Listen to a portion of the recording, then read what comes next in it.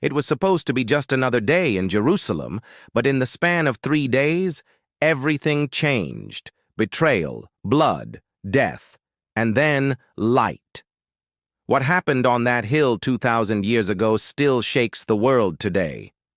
This is the true story of how love overcame the grave. In the stillness of night, Jesus knelt in Gethsemane. The moon hung heavy above the olive trees. He was not afraid of death, but of bearing the weight of the world's sin. His sweat fell like blood. Alone, he cried out to the Father. And yet, he submitted, "Not my will, but yours be done."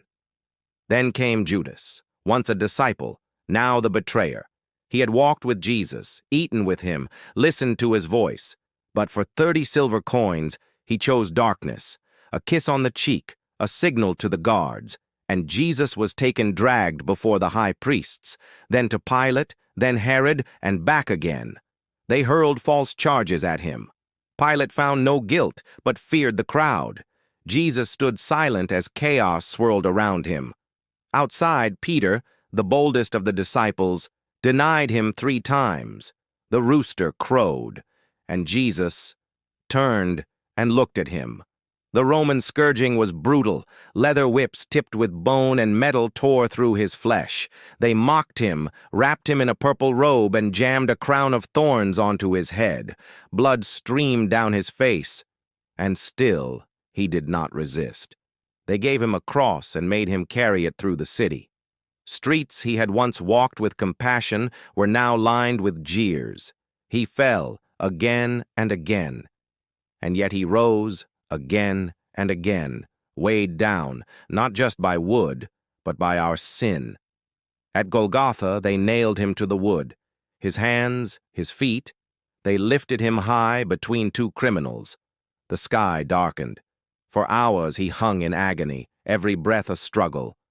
"Father, forgive them," he whispered, not hate, but mercy. As his final hour approached, the earth trembled, the sky roared, and he gave up his spirit. The curtain in the temple tore from top to bottom. The earth split. A Roman centurion whispered, "Surely this was the Son of God." Nicodemus and Joseph of Arimathea took his body, wrapped it in linen, and placed it in a borrowed tomb. A stone sealed the grave, and all seemed lost. Judas watched from the shadows, silver burning in his hand. Regret swallowed him whole. Too late, he realized what he had done. He tried to return the coins, but the deed was done, and overcome with guilt, he ended his own life. The Sabbath came with silence. The disciples hid in fear. The women mourned. Hope lay buried in a cold, guarded tomb. Heaven was quiet, but something was stirring beneath the surface. Death had made a fatal mistake. At dawn on the 3rd day, women came to the tomb. The earth shook once more. The stone was rolled away, not by hands, but by heaven. An angel stood where death once ruled. He is not here. He is risen. The grave was empty. Jesus was alive. He walked among them again, through locked doors, on the road to Emmaus, beside the sea.